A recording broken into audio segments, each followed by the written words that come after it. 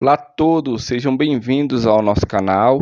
Eu sou Adriano Santos e no vídeo de hoje nós aprenderemos a criar uma tabela, levando em consideração que este seria o nível físico da modelagem de dados. Eu convido você a assistir essa aula até o final e se ela de alguma forma contribui para o seu crescimento, se você gostar dessa aula, deixe o seu like, se inscreva no canal, ative o sininho das notificações e vamos à nossa aula. Quando falamos de criação de tabela, estamos falando de criação de um objeto. Isso se refere à linguagem de definição de dados a partir do comando createTable.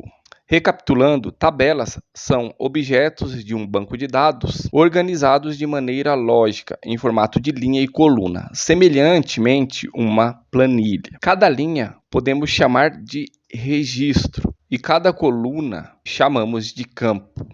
Ou seja, na coluna nome serão guardados ali os registros do nome de alguém. A estrutura da criação de uma tabela se dá da seguinte forma: o comando create, que cria uma estrutura. Em seguida, nós dizemos que essa estrutura será uma tabela, createTable. Então, damos um nome à nossa tabela, abre e fecha-se parênteses, e dentro destes parênteses, nós criamos os campos. Então, aqui no exemplo, eu tenho um campo nome. Logo em seguida, ele recebe um tipo de dados, que é muito importante, porque a partir dessa informação, o banco de dados toma diferentes decisões aí na forma de manipulação dos dados.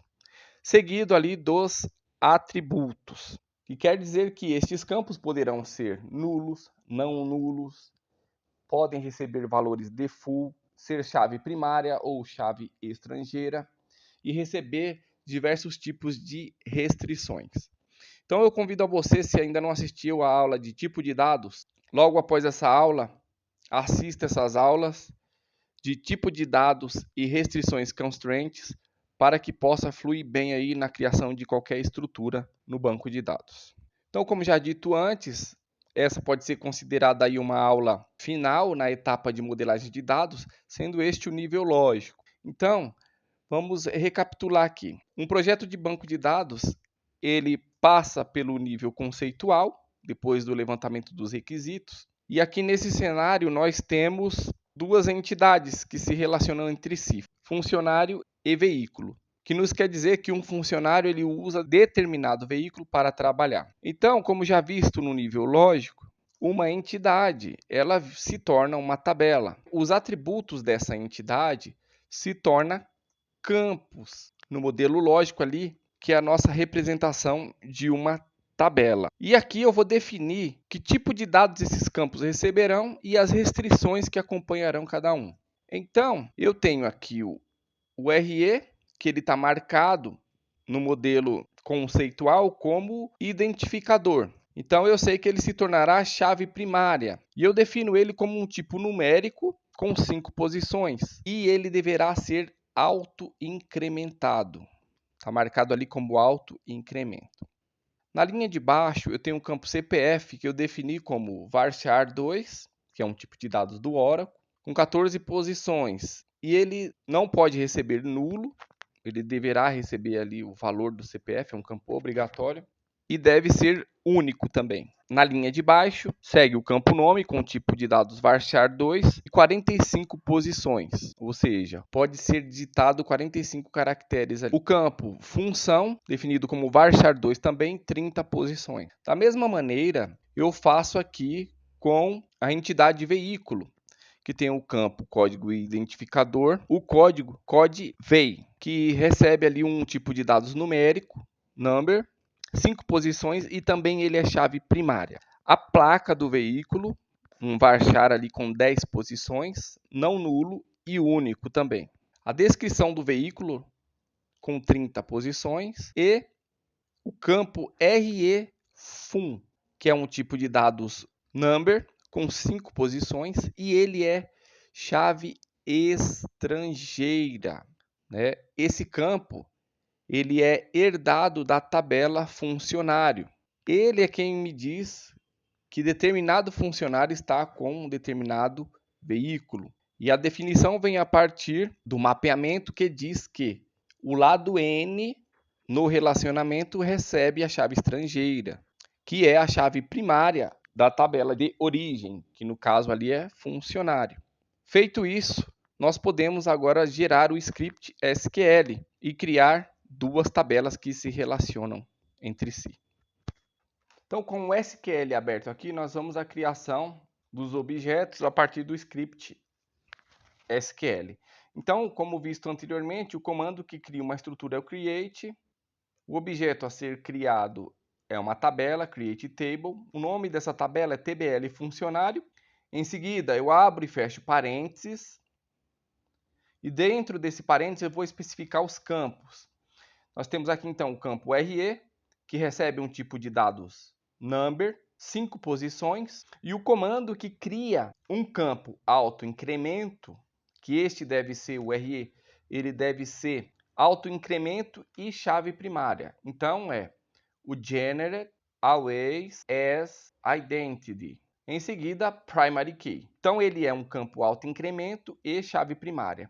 Em seguida, nós criamos o campo nome, tipo de dados varchar2, 45 posições. Eu vou dando aqui uma vírgula. Enquanto eu tiver campos a serem editados, eu vou dando vírgula e vou seguindo com os campos. O campo função, varchar2, 30 posições. O campo CPF, varchar2, 14 posições. E ele recebe também o atributo noteNull. Esse campo não será permitido ficar vazio.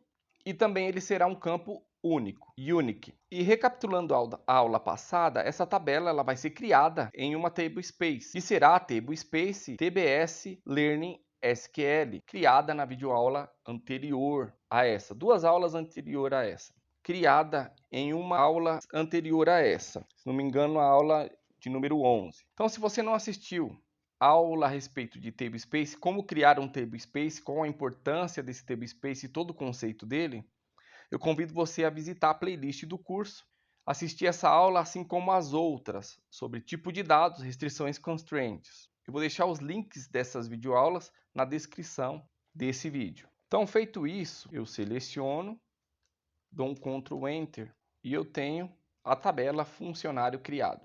Agora nós vamos à criação da tabela veículo. Eu tenho o comando create, que cria uma estrutura. A estrutura ela é uma tabela, create table, e a tabela veículo. TBL underline veículo é o nome da minha tabela. Eu abro e fecho aqui os parênteses. Dentro desses parênteses, eu vou editar agora os campos. O código do veículo, né? Code underline vei. Tipo de dados, number, 5 posições. Ele também será autoincremento. Então, eu tenho aqui o comando generate always as identity primary key. Campo autoincremento, chave primária. Vírgula, na linha de baixo, a descrição do veículo, o campo que descreverá qual veículo é. Tipo de dados varchar, 30 posições, vírgula, linha de baixo.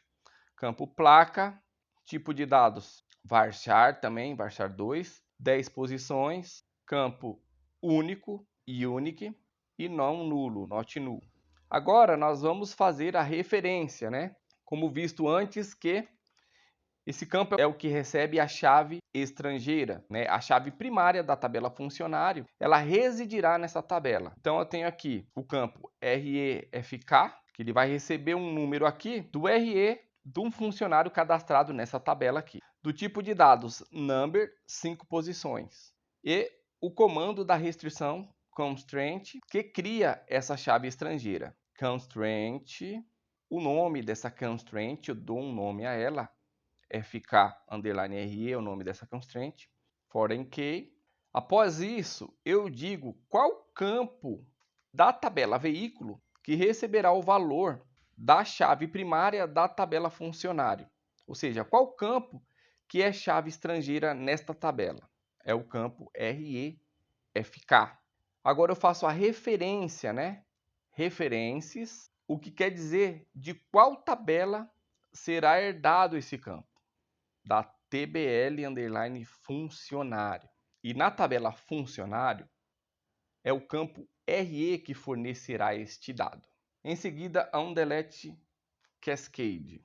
As informações referentes a essa chave estrangeira serão deletadas assim que o registro na tabela pai, na tabela funcionário, ele for deletado. Se você quer ver melhor o conceito sobre este comando, na videoaula sobre restrição constraint, eu explico lá melhor detalhado. Bom, assim como anteriormente, eu vou também criar essa tabela na tablespace tbs underline learning SQL. Seleciono e dou um Ctrl Enter. Tá lá, a tabela veículo criada. Então é isso, chegamos ao final de mais uma aula. Fiquem todos com Deus. Não esqueça de deixar o seu like, se inscrever no canal. Espero vocês aqui. Até a próxima videoaula.